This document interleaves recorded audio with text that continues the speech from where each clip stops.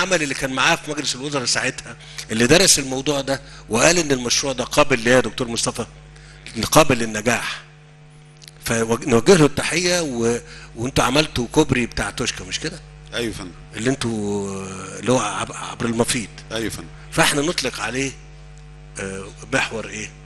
محور الدكتور كمال الجنزوري. انا عارف ان احنا عملنا له في مصر، لا هنا بقى حاضر مكانه اللي هو اختاره هو ومجلس الوزراء. وانا بقول الكلام ده مش عشان حاجه، عشان اقول للناس اللي بتسمع وبتتكلم المواضيع عشان تتعمل ما بتتعملش كده، يعني مش من لا.